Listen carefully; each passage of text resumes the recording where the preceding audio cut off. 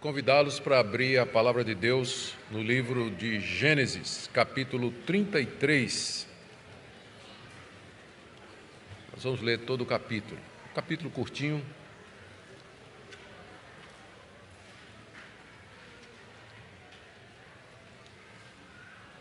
Gênesis 33, de 1 a 20. Quando Jacó ergueu os olhos, viu que Esaú se aproximava e com ele 400 homens. Então repartiu os filhos entre Lia, Raquel e as duas servas. Pôs as servas e seus filhos à frente, Lia e seus filhos atrás deles, e Raquel e José por último. E ele mesmo, adiantando-se, prostrou-se em terra 7 vezes, até aproximar-se de seu irmão. Então Esaú correu ao encontro dele e o abraçou. Pôs os braços em volta do pescoço dele e o beijou, e choraram. Daí, levantando os olhos, Esaú viu as mulheres e os meninos e disse: Quem são esses que estão com você? Jacó respondeu: Os filhos com que Deus agraciou esse seu servo. Então se aproximaram as servas, elas e seus filhos, e se prostraram. Chegaram também Lia e seus filhos, e se prostraram. E por último chegaram José e Raquel, e se prostraram. Esaú perguntou: Qual é o seu propósito com todos esses grupos que encontrei? Jacó respondeu: É para obter favor na presença de meu senhor.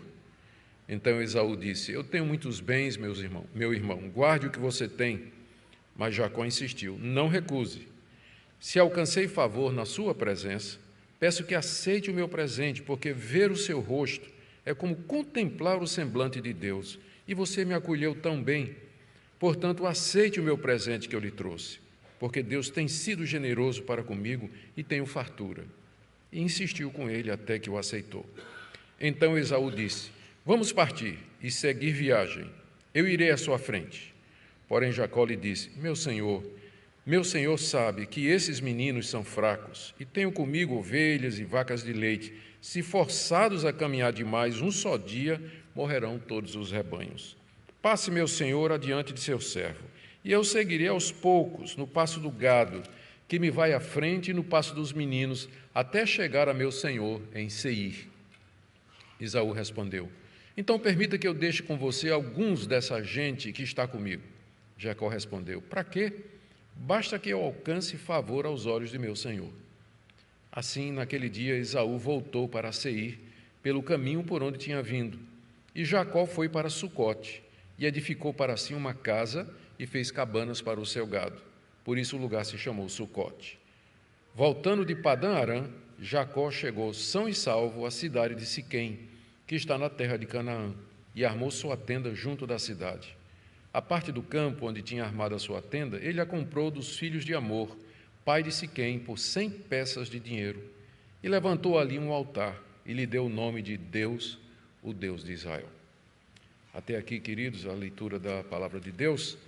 Vamos orar pedindo que Ele nos dê iluminação para compreendermos o significado desse texto e de que maneira ele pode ser aplicado para nós hoje.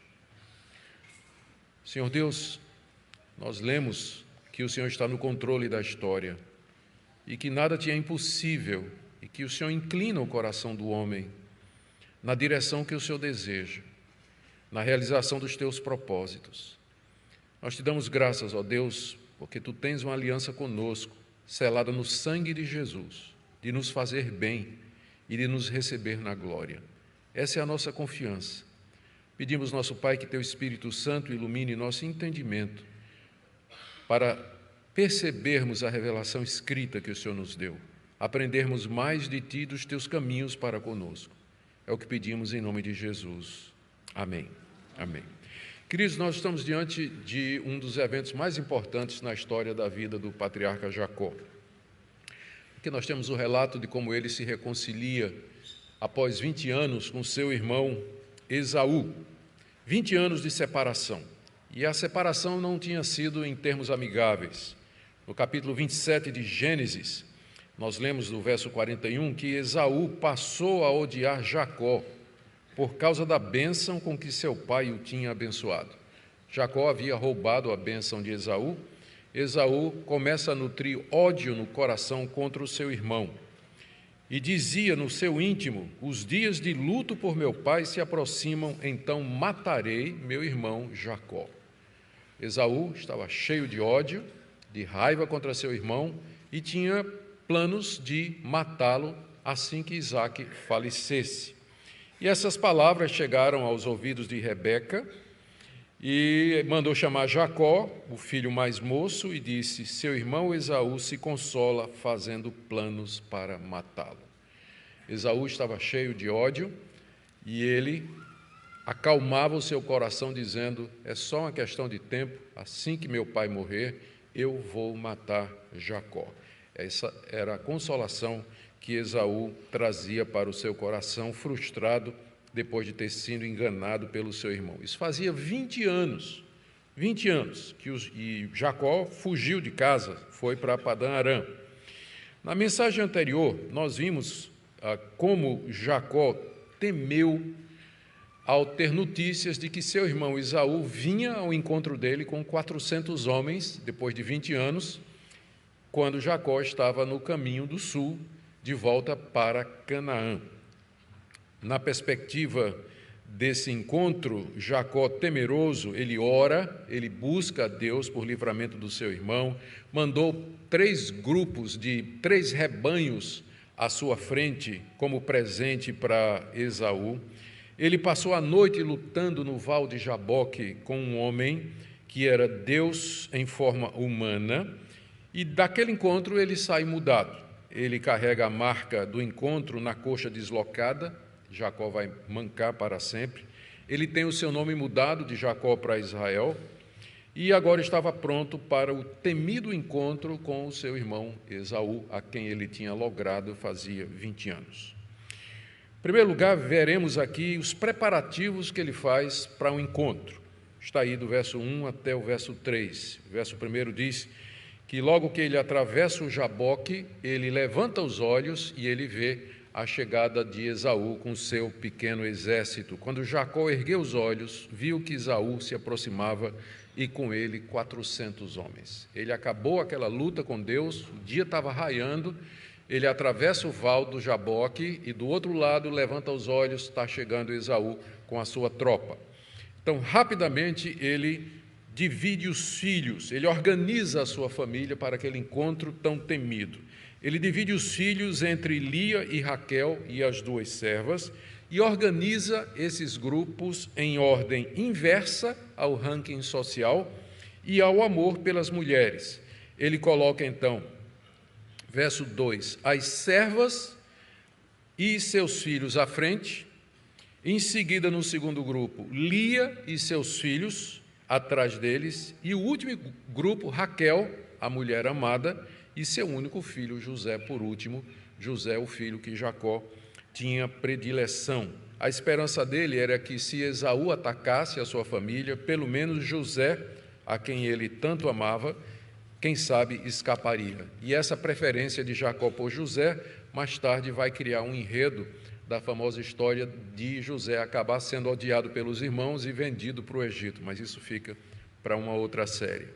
O que lemos aqui, então, é que depois de ter organizado a família para um encontro com Esaú, Jacó passa à frente de todos, como diz aí o verso 3, e adiantando-se ele mesmo, ele passa à frente da família e se aproxima do seu irmão. Ele que antes tinha ficado atrás, tinha mandado todo mundo na frente, tinha ficado atrás, depois do encontro com Deus no Val do Jaboque, é um homem mudado.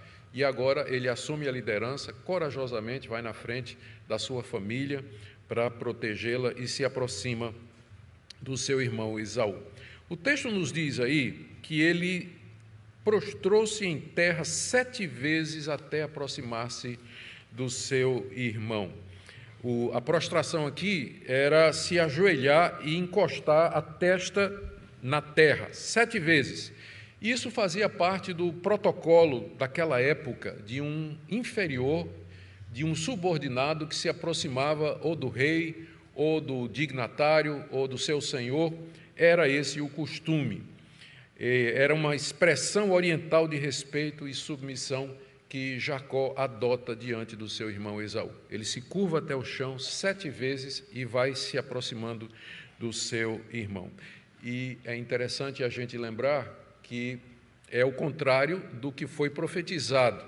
Quando ainda os gêmeos Esaú e Jacó estavam no ventre de Rebeca, sua mãe, foi dito que o mais velho seria servo do mais moço, que Esaú seria o servo de Jacó. Mas aqui Jacó se aproxima com atitude de servo. Ele que tanto tinha buscado o primeiro lugar, ele que tanto queria a bênção da primogenitura, agora é um homem quebrantado. É um homem que está disposto a ceder, é um homem que está disposto a se submeter ao seu irmão numa atitude de humildade e de quebrantamento, apesar daquela revelação que havia sido dada. Lá em Gênesis 27 e 29, quando seu pai Isaque o abençoou, ele disse que os irmãos de Jacó se curvariam diante dele, mas ainda não tinha chegado o momento. Por enquanto, Jacó tem que se curvar diante do seu irmão Esaú. Mais adiante, essa profecia se cumpre quando os descendentes de Jacó, os israelitas, conquistaram e tomaram as terras dos edomitas, depois do reino de Davi, muitos séculos depois. Todo esse comportamento de Jacó, é bom a gente lembrar, está seguindo os protocolos da época, quando alguém ia visitar o rei. Esses protocolos estão bem registrados na literatura extrabíblica, porque diz aí o verso 4, diz aí o verso 3, que ele se aproximou, prostrou. Mais adiante nós vamos ver aqui Esaú perguntando, e os presentes que você mandou? Então o sistema era esse: a pessoa se aproximava, se curvava 7 vezes, se apresentava como servo do seu senhor e trazia presentes generosos. Então Jacó não está inventando nada, isso fazia parte do protocolo de submissão e de respeito no Antigo Oriente. Ele está dizendo ao seu irmão: eu estou vindo a você como sendo teu servo. E aí, queridos, do verso 4 até o verso 11, nós temos a surpreendente atitude da parte de Esaú. Do verso 4 até o verso 11. Verso 4, Esaú correu ao encontro dele, não para matá-lo, como tinha sido seu desejo durante todos aqueles anos. Esaú correu ao encontro dele e o abraçou, pôs os braços em volta do pescoço dele e o beijou, e choraram. Desfecho totalmente surpreendente e que vem como uma espécie de alívio da tensão que o Moisés vinha criando na narrativa, na perspectiva desse encontro. O encontro não vai e não acontece da forma como Jacó havia pensado e se preparado. Ele estava se preparado para ser morto, ele tinha feito um projeto de minimizar os danos, tentou salvar os filhos prediletos, o filho querido, que era José, mas nada daquilo acontece. Esaú se aproxima, corre ao encontro de Jacó, e Moisés nos diz aqui, primeiro, que ele abraçou Jacó, abraçou, e não era um abraço assim com um punhal na mão, era um abraço sincero, colocou os braços no pescoço de Jacó, não para estrangular, mas para trazê-lo mais para perto, beijou seu irmão Jacó, não um beijo de Judas, mas um beijo sincero, e os dois choraram. Esaú de alegria em ver o seu irmão, e Jacó com certeza de alívio. É um choro aliviado, não é? Um choro aliviado.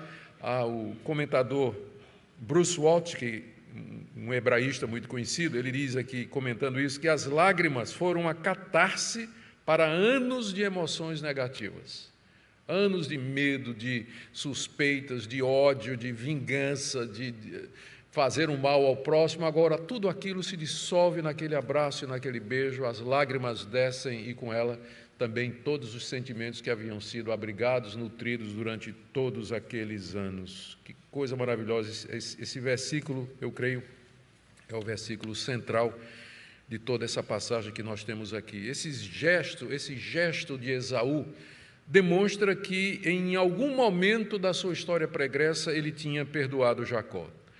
Nós não sabemos de nenhum evento importante que aconteceu com Esaú durante esses 20 anos, porque há um silêncio da Bíblia a respeito disso.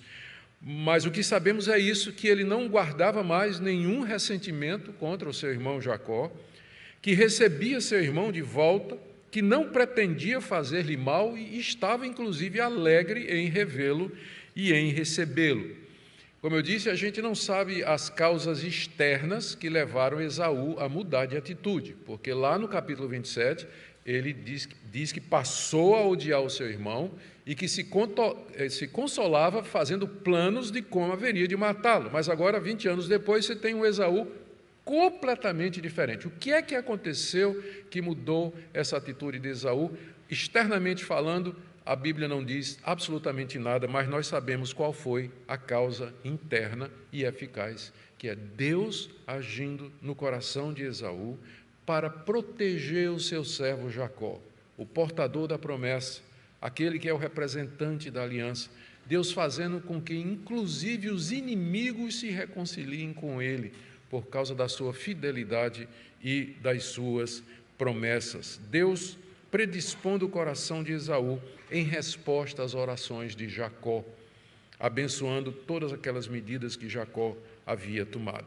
Depois do encontro, do choro, do abraço, do beijo, Esaú levanta os olhos e pergunta pela família de Jacó, do verso 5 até o verso 7. Levantando os olhos, viu as mulheres e os meninos e disse: quem são esses que estão aqui com você? Ele queria saber. Ele não tinha tido notícias durante todos aqueles anos do seu irmão. E agora ele vê seu irmão cheio de menino, né? E com aquelas mulheres, ele quer saber, né? O que é isso, meu irmão? Quem são esses aí? E a resposta de Jacó, no final do verso 5, vai em duas direções. Primeiro, ele fala como servo do seu irmão, são filhos com que Deus agraciou esse seu servo, e ele reconhece que os filhos haviam sido dados por Deus. Deus me agraciou com esses, é como se ele dissesse, esses aqui que você está vendo, Deus me agraciou, quem sabe você também vai me agraciar e me deixar viver.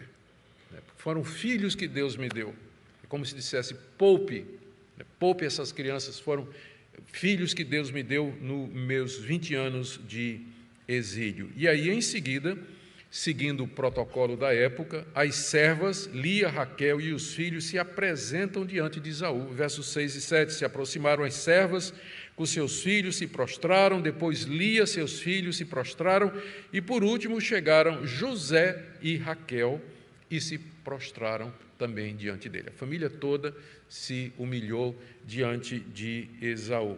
Em seguida, Esaú pergunta sobre os presentes, porque antes de chegar aqui, nesse momento, vocês recordam, Jacó tinha mandado 3 rebanhos na frente, um total de 580 cabeças de gado, divididas em 3 grupos, separados entre si, com ordens aos condutores de dizerem que era um presente de Jacó para o seu irmão Esaú. E Esaú pergunta, qual o propósito disso? Verso 8, qual é o seu propósito com todos esses grupos que encontrei? Qual era a sua intenção, Jacó, com esse gado todo que você mandou na frente, antes de você se encontrar comigo? E aqui você encontra Jacó falando honestamente. É outro homem, né? Você vê no verso 8, ele honestamente ele disse, eu mandei para obter favor na presença do meu Senhor.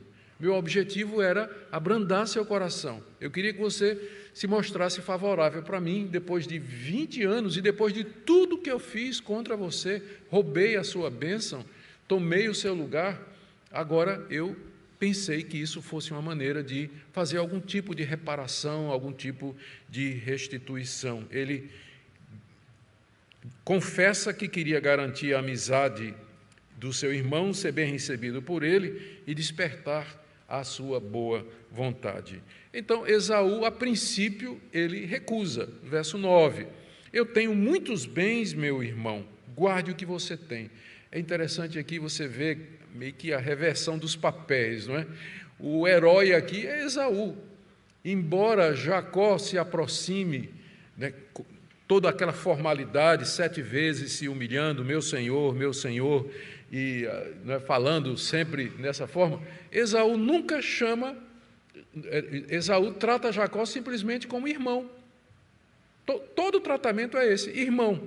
Você é meu irmão, como ele diz aqui. Então Esaú disse, verso 9, tenho muitos bens, meu irmão.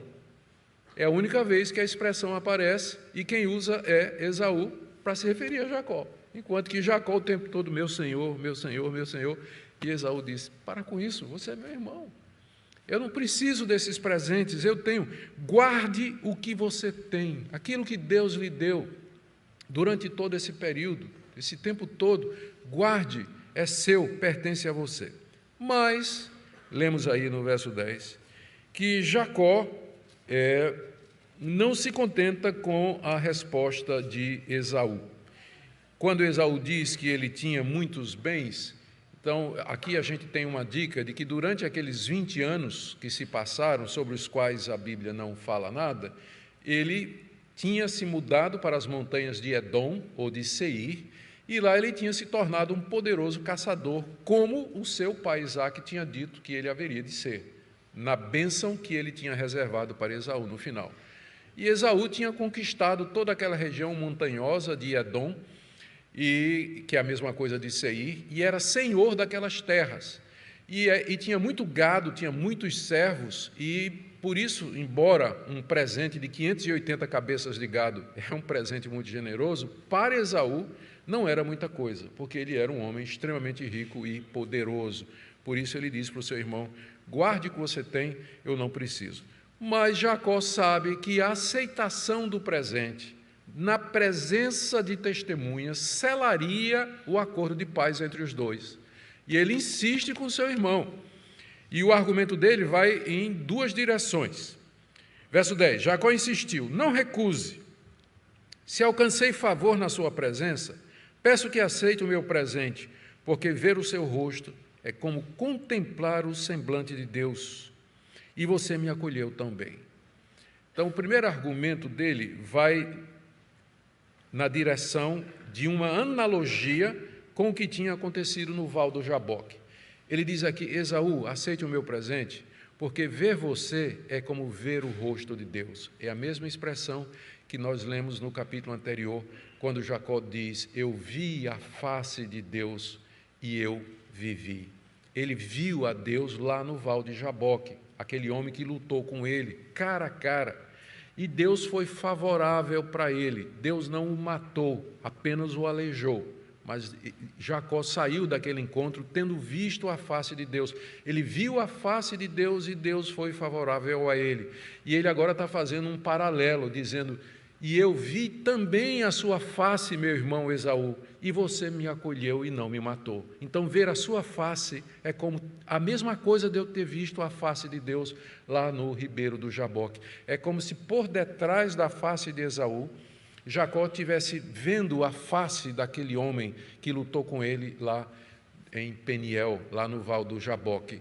E ele insiste, os presentes que ele está dando para Esaú eram como que um sacrifício que ele estava oferecendo ao Deus que estava por detrás de Esaú, permitindo ou dando vida a Jacó e não destruindo a família toda. Essa é a primeira linha do argumento. Ver você é como ter visto a face de Deus. E da mesma forma que Deus me poupou lá no Val do Jaboque, você me poupou também. Então, aceite o meu presente como expressão de gratidão, e não só a você, mas também a meu Deus. E o segundo argumento de Jacó para que Esaú receba o seu presente está no verso 11. Portanto, aceite o meu presente que eu lhe trouxe, porque Deus tem sido generoso para comigo e tenho fartura. O segundo argumento é esse, eu tenho muito, não vai me fazer falta.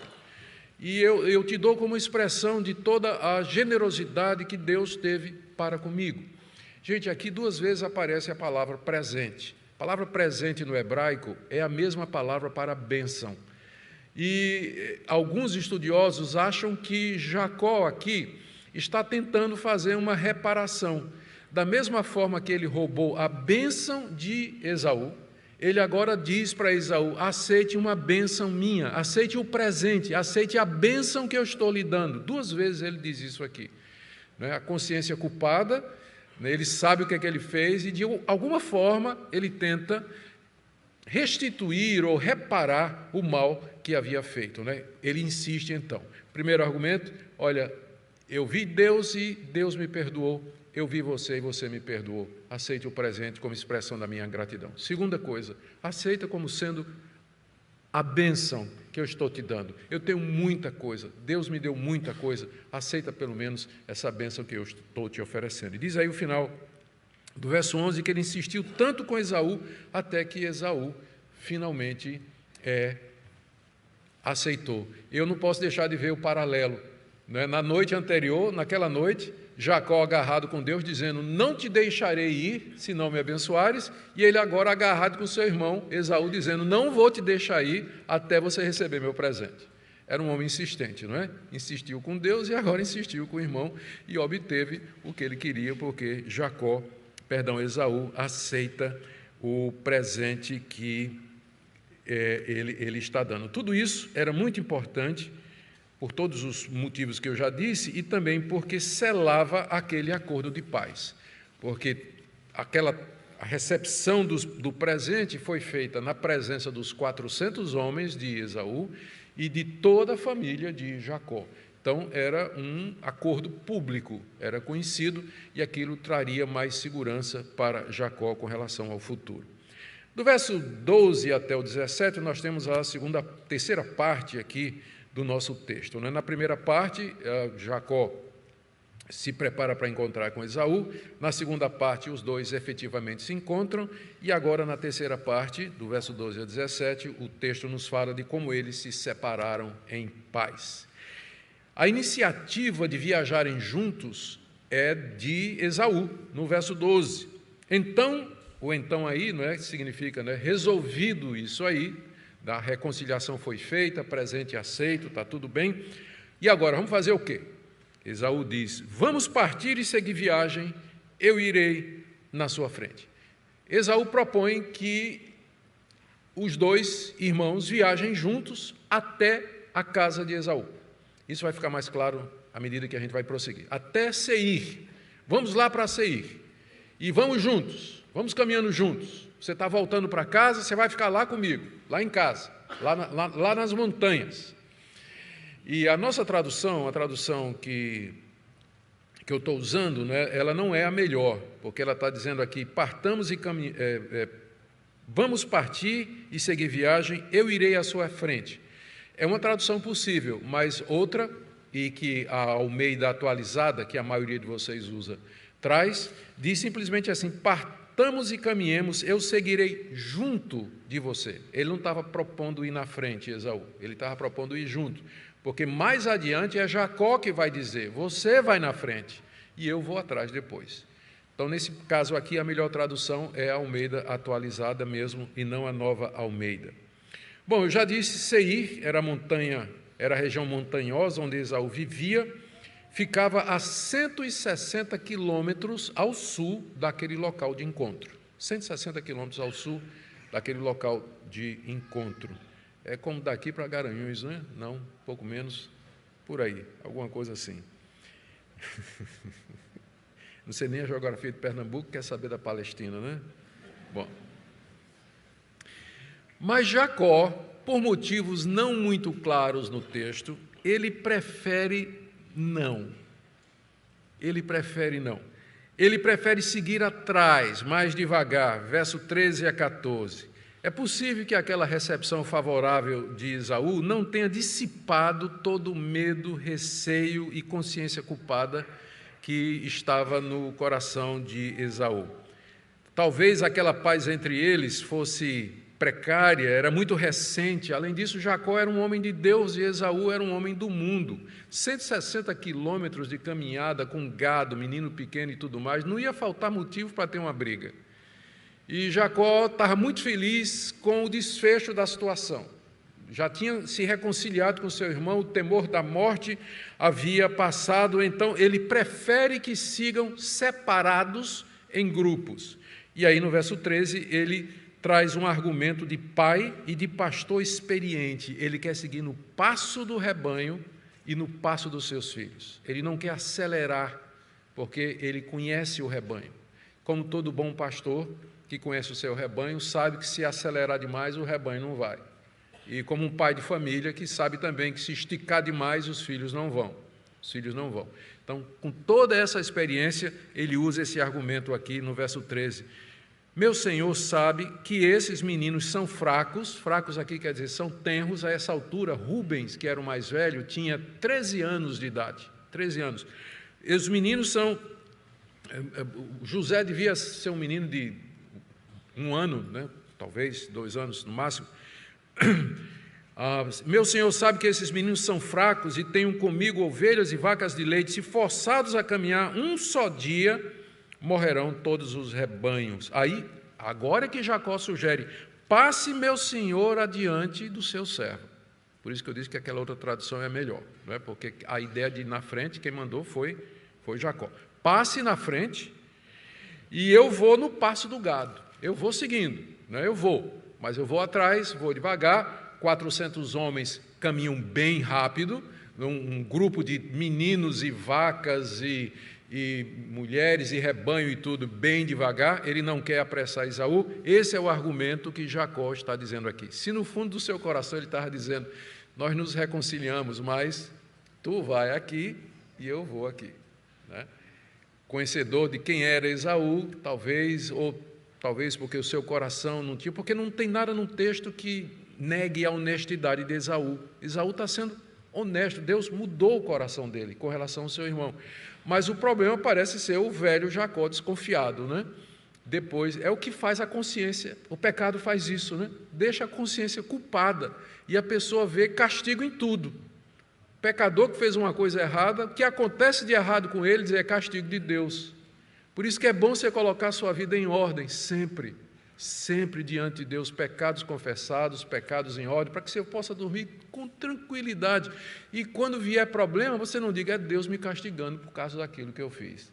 Parece que é o caso aqui de Jacó, não é? Ele não está plenamente convencido que a situação está resolvida e ele prefere dar essa desculpa. Esse é o argumento que ele traz. Esaú aceita, mas diz, então faz o seguinte, eu vou deixar aqui um grupo de meus homens para ajudar você, para escoltar você, né? E Jacó disse, também não precisa, né? Não é necessário, meu irmão. A resposta dele aqui, né? Ele diz, não é necessário, basta que eu alcance favor aos olhos do meu Senhor. É como se Jacó dissesse, o mais importante eu já tenho, que é o seu favor. Você não me matou, você me poupou, você me recebeu com alegria. O resto não tem importância nenhuma, não precisa absolutamente de mais nada. Então, os irmãos se separam e seguem caminhos distintos. Aí no verso 16, nos diz aí que naquele mesmo dia, Esaú voltou para Seir, pelo caminho por onde tinha vindo. Naquele mesmo dia, pegou seus 400 homens, deu meia volta, 160 quilômetros ao sul, para a região montanhosa de Seir. Jacó tinha dito que iria atrás dele. Se você der uma olhadinha aqui, olha, no final do verso 14, ele diz assim, eu seguirei aos poucos no passo do gado, que me vai à frente, e no passo dos meninos, até chegar a meu senhor em Seir. Então Jacó disse a Esaú, eu vou atrás, vou devagar, e eu vou lá para a sua casa, tá? Me aguarde, só vou demorar um pouquinho, não precisa deixar ninguém. Eu vou no passo do gado, já eu chego, pode ir. Esaú foi embora, 160 quilômetros sul. Quando ele saiu, Jacó, saída pela direita. Jacó não seguiu para Seir. Nós lemos aí no verso 17, Jacó foi para Sucote. Se você der uma olhada no mapa da Palestina, de Canaã, o encontro em Peniel, você desce 160 quilômetros ao leste do Jordão, você chega na montanha de Seir, que foi o caminho que Esaú tomou. Mas o que é que Jacó fez? Em vez de seguir devagar atrás do irmão, ele entrou na direção de Canaã. Ele seguiu o Val do Jaboque, 6 quilômetros, até chegar no Rio Jordão. Quando chegou às margens do Rio Jordão, ele construiu uma casa ali. Diz aí o texto, né? Foi para Sucote e edificou para si uma casa. E fez cabanas para seu gado. palavra cabana em hebraico é Sucote. Daí o nome se chamou Sucote. Mais tarde os israelitas vão construir uma cidade ali, naquele local onde Jacó fez cabanas para o seu gado. Mas ele não cumpriu o que ele disse a seu irmão, de que iria devagar, mas ia chegar depois, não é? Algumas razões para isso. Primeiro, talvez ele não estava totalmente convencido e persuadido da sinceridade do seu irmão Esaú, não sei. Talvez lá na região montanhosa de Edom ou Seir não tivesse pastagem e poços suficiente para 2 rebanhos tão grandes. E terceiro, mais provável, a montanha de Seir, onde Esaú morava, era fora de Canaã. E Deus tinha dito a Jacó que iria trazê-lo de volta à terra prometida. E então o caminho de Jacó é na direção de Canaã e não na direção de Edom. Ele quer voltar para a terra que Deus disse, essa é a terra que eu te dou e a tua descendência. Essa é provavelmente a melhor explicação. Se algum dia ele foi visitar o seu irmão Esaú, nós não sabemos, a Bíblia nos diz, porque Esaú some da história a partir daqui. Ele só reaparece quando o pai Isaque morre e os dois enterram o pai juntos. Na morte de Isaque, Esaú e Jacó estão juntos enterrando o pai, e aí nunca mais Esaú é mencionado. Bom, queridos, e agora, finalmente, Jacó entra em Canaã, do verso 18 até o verso 20, que é a última parte do texto, caminhando já para a nossa conclusão aqui. Ele arma um acampamento em Siquém. Siquém, voltando ao mapinha imaginário que eu desenhei para vocês, está aqui Sucote, o Rio Jordão. Se você atravessar o Rio Jordão, no lado oeste, você tem a cidade de Siquém. Então, depois de passar talvez um tempo ali em Sucote, rapidamente, ele atravessa o Rio Jordão e vai morar na cidade de Siquém. Verso 18, voltando de Padã Arã, Jacó chegou são e salvo à cidade de Siquém, que está na terra de Canaã. Está aqui a razão que ele não queria ir para Seir, não é? Ele quer ir agora. Siquém fica no centro de Canaã. Ele foi para lá, armou sua tenda junto à cidade. Siquém era uma cidade que já havia na época de Abraão. Ela era habitada pelos heveus, particularmente por uma família, a família de um homem poderoso chamado Amor, que tinha um filho chamado Siquém, que era o mesmo nome da cidade. Então, e lá que ficava o Carvalho de Moré, foi o local onde Abraão construiu o primeiro altar quando ele entrou na Terra Prometida, foi ali em Siquém. Então, Jacó meio que está seguindo nos passos do seu avô, vai lá para Siquém, que era o primeiro local em Canaã, onde Abraão armou sua tenda e construiu um altar. E Jacó compra uma propriedade, ele armou sua tenda próximo da cidade e comprou ali aquela terra aos filhos de Amor por 100 peças de dinheiro. A palavra no hebraico é complicada, mas pode ser traduzido como 100 peças de prata. 100 peças de prata ele comprou aquele terreno, aquela propriedade ali em Canaã, e ali armou a sua tenda. E no verso 20, levantou ali um altar. É o primeiro altar que Jacó levanta. Não foi onde ele tinha prometido. Deus tinha aparecido para ele lá em Betel e disse, quando você voltar aqui em Betel, você vai fazer um altar para mim. Betel vai ficar mais ao norte. Fica mais ao norte. E ele faz o seu primeiro altar ali em Siquém. Mais adiante ele vai cumprir, nós vamos ver no final da história, mais adiante ele vai cumprir a promessa do altar lá em Betel. Mas o que é significativo aqui é o nome do altar. O altar significava o local de culto para Deus, ali sacrifícios seriam oferecidos, ofertas seriam trazidas a Deus, a verdadeira religião seria ensinada ali entre os heveus, os moradores de Siquém. Ali o nome de Deus seria invocado em verdade. E qual o Deus que seria adorado ali? Deus, o Deus de Israel. O Deus de Israel não é mais somente o Deus de Abraão e Isaque, mas é o Deus de Abraão, Isaque e Jacó, que é Israel. Aí ele já se identifica como sendo o portador da promessa, ele assume a sua identidade. Eu sou o continuador da herança do meu avô Abraão, do meu pai Isaque, eu sou o portador da promessa. E é assim que ele chama aquele altar. Só uma curiosidade, ele ali também furou um poço. Ele ali furou um poço também. Moisés não diz aqui, mas João diz.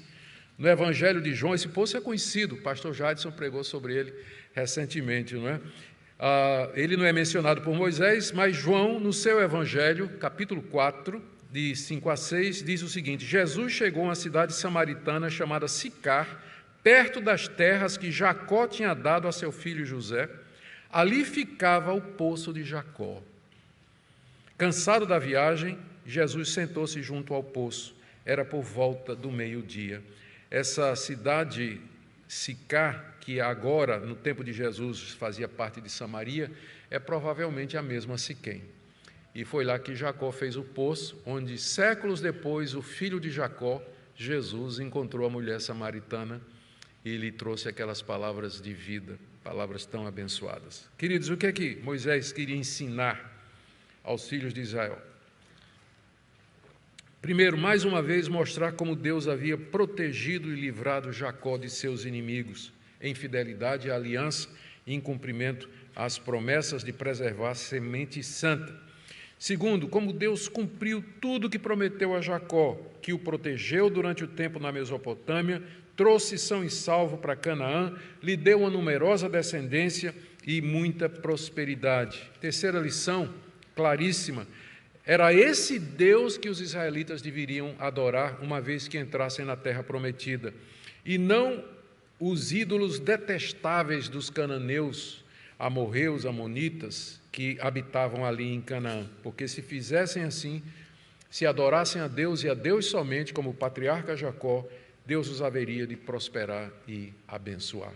Essa é a lição importante que Moisés deseja gravar no coração dos israelitas, às vésperas de entrar na terra prometida. E o que é que isso tem a ver com a gente? Primeiro, uma palavrinha para você que precisa se reconciliar com seus irmãos. Você que está em guerra, em conflito com irmãos em Cristo, familiares, ore por isso. Se inspire aqui nessa história bonita, linda de reconciliação. Tome providências para isso. A palavra de Deus diz: o quanto estiver em nós, devemos ter paz com todos os homens. Deus atendeu às orações de Jacó, abençoou as medidas que ele tomou e reconciliou o seu inimigo com ele. Se você está buscando a Deus por um favor, por uma bênção, por um livramento, lembra que Jacó precisou ser quebrantado primeiro no Val do Jaboque, antes de receber a bênção do encontro com seu irmão Esaú. Deus, da mesma maneira, ele nos quebra, ele nos enfraquece, para que nós possamos ser abençoados e dar toda a glória a Ele.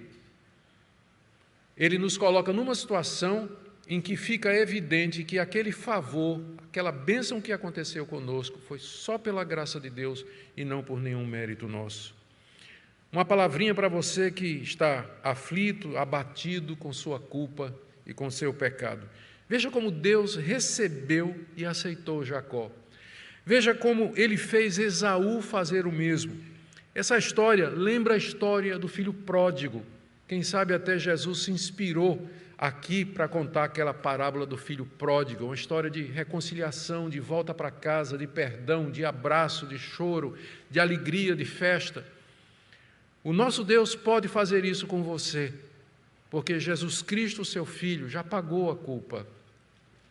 Ele é a bênção que Deus nos oferece no altar do Calvário, para através dele nos reconciliar, nos receber.